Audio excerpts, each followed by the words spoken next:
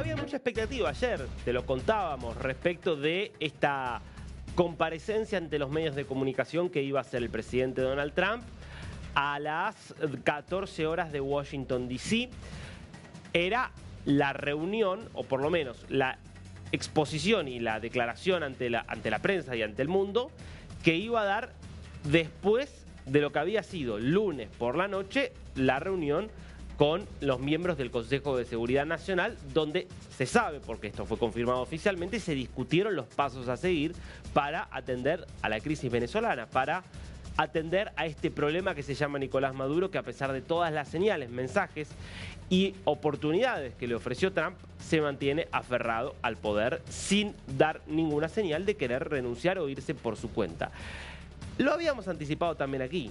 Era difícil que hubiera un anuncio que cambiara el escenario, entre otras cosas porque ya casi que todo está dicho. Lo que queda de aquí en adelante es que Trump actúe o que sorprenda y diga que Estados Unidos se retira del Caribe y se retira de la ofensiva contra Maduro. Difícil pensar que Trump asuma esa posición, que sería un papelón internacional y sobre todo lo dejaría en una situación de enorme debilidad en la gran competencia en este TEC de las naciones que está jugando sobre todo con Xi Jinping y con Vladimir Putin. Con lo cual, lo que podía haber era distintas variaciones de lo que venimos viendo en las últimas semanas, y eso es efectivamente lo que ocurrió, en lo que finalmente fue no una conferencia de prensa tradicional, Trump no da conferencias de prensa tradicionales, sino una reunión de gabinete donde se repasaron los principales aspectos del gobierno, pero donde el eje central fue Venezuela. Una reunión de gabinete que cuando Trump ya había hablado, cuando ya habían pasado más de 2 horas y 18 minutos de comenzada, terminaba y un periodista hacía la pregunta que había que hacer, y esta era la respuesta de Trump. These people have killed over 200,000 people, actually killed over 200,000 people last year, and those numbers are down. Those numbers are down. They're way down. And they're down because we're doing these strikes, and we're going to start doing those strikes on land too. You know, the land is much easier. It's much easier. And we know the routes they take. We know everything about them. We know where they live. We know where the bad ones live. Corrijo. Esto era justamente lo que decía en el marco justamente de esta conferencia, donde hablaba específicamente de esto que acabas de escuchar, que es el mensaje que es título de muchos medios del mundo. Sabemos dónde viven los malos, vamos a empezar a atacarlos por tierra es mucho más fácil, y esto significa que va a empezar dentro de poco. Hablando principalmente de Venezuela, después vamos a ver que no hablaba solo de Venezuela, sino que también habló de Colombia, y después vamos a estar refiriéndonos a eso porque desató un nuevo capítulo de esta escalada diplomática con Petro. Pero después de esta declaración, ahora sí, terminada la conferencia, el periodista le pregunta por Maduro, y ahora sí, esta es la respuesta de Trump. Mr. President, has Maduro offered to leave?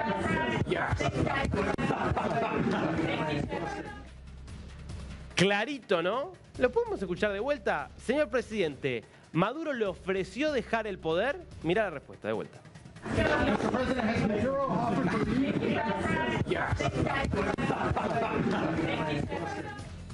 He will, lo hará. ¿Qué significa esto? Significa que Trump se sigue comprometiendo al objetivo de que Nicolás Maduro no siga en el poder en Venezuela. En la medida en que todos los canales de negociación, queda claro ya que han quedado truncos, a menos que haya una novedad inesperada, queda claro ya que Maduro no se va a rendir, que no se va a ir. Lo que está diciendo Trump es que va a tener que atacar. No le va a quedar alternativa, porque de tal manera se está comprometiendo él con ese objetivo, que si ese objetivo no se cumple, va a ser, insisto, un papelón del presidente de los Estados Unidos, que es alguien que no está acostumbrado a que le sucedan este tipo de cosas. Digo, de quedar expuesto como alguien mucho más débil de lo que parece. Justamente su obsesión siempre es mostrar músculo, mostrar fortaleza. Ahora, muchos se preguntan, y es lo que también te venimos contando acá. El problema no es sacarlo a Maduro. Con el poderío que tiene Estados Unidos y la situación enclenque, lastimosa de la Fuerza Armada Nacional Bolivariana, que te la mostramos todo el tiempo con estos ejercicios ridículos que hacen, es muy fácil para Estados Unidos, con uno u otro método, deshacerse de Maduro. La pregunta es siempre la misma. El día después, ¿Qué queda en Venezuela? ¿Qué pasa con toda esa estructura criminal que son hoy las Fuerzas Armadas Bolivarianas?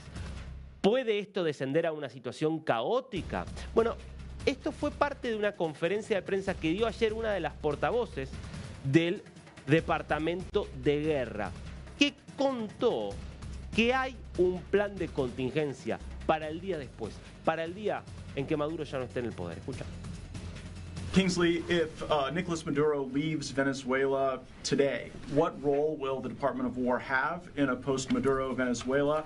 And describe the process the administration will use to determine whether or not current members of the Venezuelan military or Venezuelan government have a role in a post-Maduro Venezuela. Thanks for the question. So the department has a contingency plan for everything. We are a planning organization. If anything were to happen around the world, we have a response planned and ready. So we stand at the president's beck and call, our commander-in-chief, to do what is needed if called upon. And that will be what this department continues to focus on and continues to prepare for in regards to our ongoing operations in the Southcom region. Again, our focus is taking out narco-terrorists and rooting out that threat that is poisoning the American people. Every single boat that we strike saves 25,000 American lives. That is a crucial mission to protecting the homeland, and we're proud to be a part of it. Does the administration take the view that any person who served in the Venezuelan military or Venezuelan government is definitionally a narco-terrorist? That would be a determination for the president to make, but I can tell you that every single person who we have hit thus far who is in a drug boat carrying narcotics to the United States is a narco-terrorist. Our intelligence has confirmed that, and we...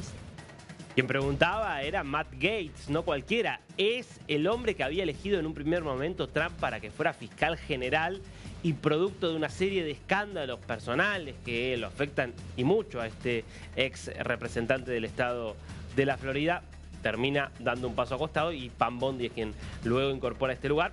Pero más allá de este plan de contingencia, obviamente, también la continuidad de la disputa legal que hoy está en el centro de la crítica y de las investigaciones que desde el Congreso y desde el Partido Demócrata hacen a la ofensiva contra el régimen de Maduro y a toda la estrategia de lo que es esta Operación Lanza del Sur, que es aquel primer ataque del 2 de septiembre, donde hay un primer bombardeo que destruye a la lancha donde iban los narcoterroristas, pero después hay un segundo ataque que mata a los sobrevivientes y la pregunta es, ¿eso es un crimen de guerra porque mataron a personas que ya no representaban una amenaza? ¿Quién dio esa orden? Eso es parte de lo que se está discutiendo y por eso también la opinión y la versión oficial que veías allí del Departamento de Guerra. Ahora, la realidad es que el gobierno de Trump insiste en que la única forma que queda es la fuerza, o en todo caso la única manera de conseguir algún tipo de concesión o de rendición de Maduro será a través de la demostración de fuerza, porque ya sabe que se han agotado todas las otras instancias. Sin embargo, hay actores importantes en la comunidad internacional que siguen insistiendo en la necesidad de dialogar. Y obviamente para esos sectores fue importante la palabra del Papa León XIV, que volviendo de esta gira, la primera de su pontificado, ya estaba en el avión, luego de su paso por el Líbano, antes había estado por Turquía, por primera vez de forma categórica habló sobre lo que está pasando en Venezuela, sobre lo que está haciendo Donald Trump.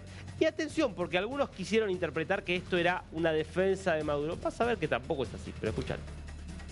Los que vienen de Estados Unidos cambian con cierta frecuencia a veces. Hay que ver. Por un lado, parece que ha habido una conversación por teléfono de los dos presidentes. Al otro lado, hay ese peligro, esa posibilidad de que haya alguna actividad, alguna operación, incluso invadiendo el territorio de Venezuela. Yo no sé más.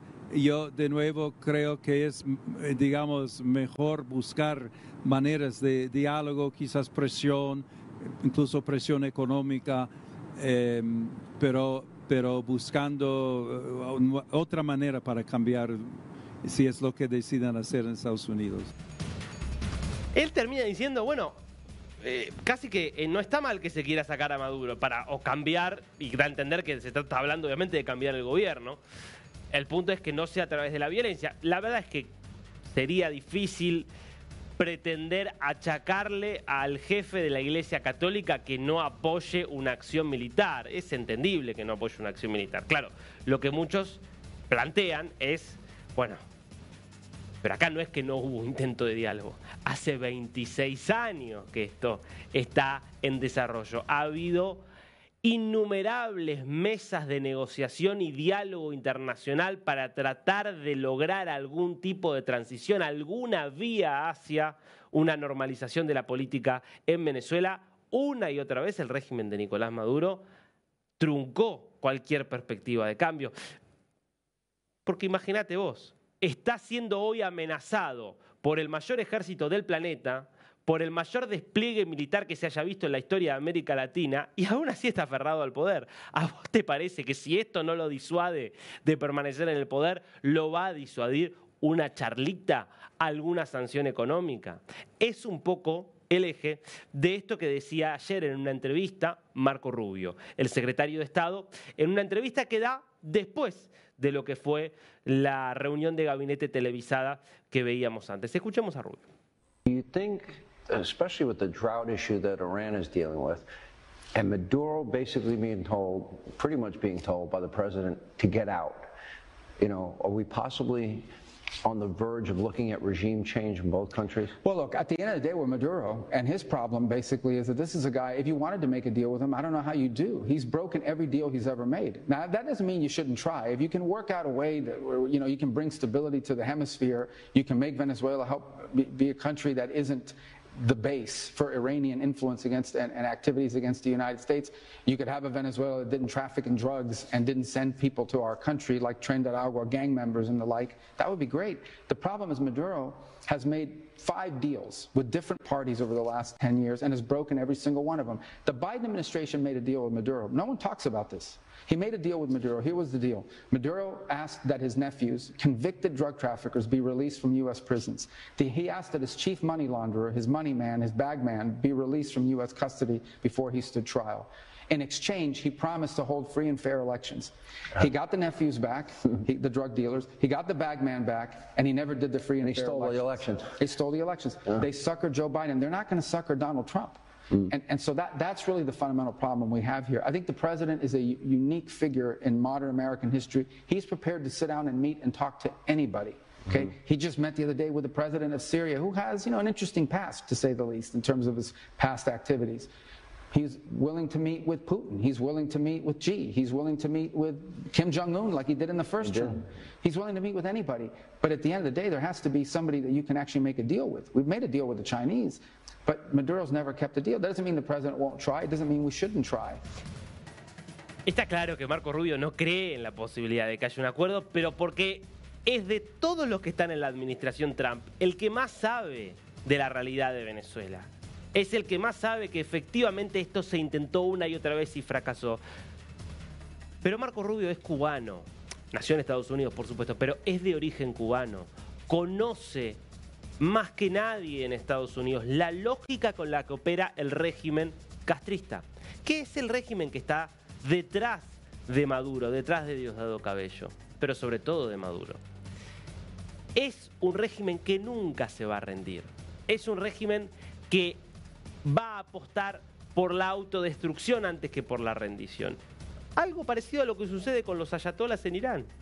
Son regímenes que no están dispuestos a negociar, no son dictadores que están de paso, son dictadores que vinieron a apropiarse, a adueñarse de un país porque están en un proyecto que de alguna manera, bueno, creen en algún punto que es el proyecto, que es un proyecto casi que hasta justo desde su propia lógica. Esta gente nunca se va a rendir. Por eso lo sabe Marco Rubio. Intentamos negociar, sí, obviamente, lo intentaremos y lo seguiremos intentando, pero no va a dar resultado. En otra declaración que hizo en esta misma entrevista, el secretario de Estado apuntó a otro tema interesante de lo que está pasando a partir de este conflicto con Venezuela y contra el narcotráfico en general. Y es las críticas que está recibiendo la administración Trump por apelar a la fuerza, justamente de forma tan desenfadada, dentro del propio hemisferio. Y él hacía una comparación, ¿no?, con lo que ha pasado en los últimos 20 años donde Estados Unidos, o 30 diría, donde Estados Unidos desplegó su fuerza siempre en otras regiones del planeta, principalmente Medio Oriente, pero también Europa del Este, por ejemplo, sin recibir tantas críticas internas al menos, y cómo ahora esto se concentra en América Latina y está generando tanta crítica.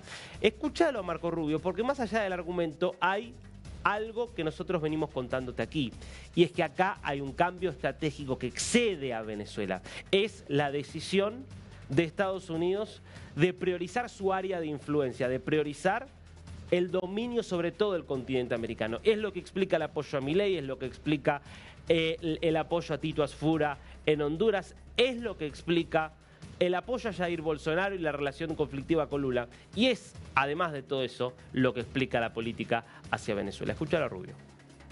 Also, you know, it's interesting, if an aircraft carrier of the United States was deployed off the coast of Japan, or was the coast in the Pacific somewhere, or was deployed in the Mediterranean, or in somewhere off the coast of Europe, everybody would be happy because it would show America's commitment to our security partnerships that we have around the world. But somehow if an aircraft carrier and our naval assets are deployed in our own hemisphere, that's problematic. I would say that if you're focused on America and America first, you start with your own hemisphere where we live. What happens here, I'm not saying things that are happening halfway around the world are not important. I'm saying what happens in our hemisphere impacts us faster and more deeply than something that's happening halfway around the world. Independientemente de lo que pasa con Maduro, este cambio estratégico llegó para quedarse. De mínima, mientras continúa en el poder Donald Trump. ¿Qué significa esto? Bueno, entre otras cosas significa que es muy difícil, pero muy difícil, que con este cambio de estrategia, con esta mirada de una geopolítica global en la cual las potencias se hacen fuertes en su área de influencia y desde ese lugar en todo caso compiten con las otras potencias, en ese escenario es mucho más difícil pensar que Maduro pueda continuar en el poder durante mucho tiempo más. Por eso, la cuenta regresiva continúa.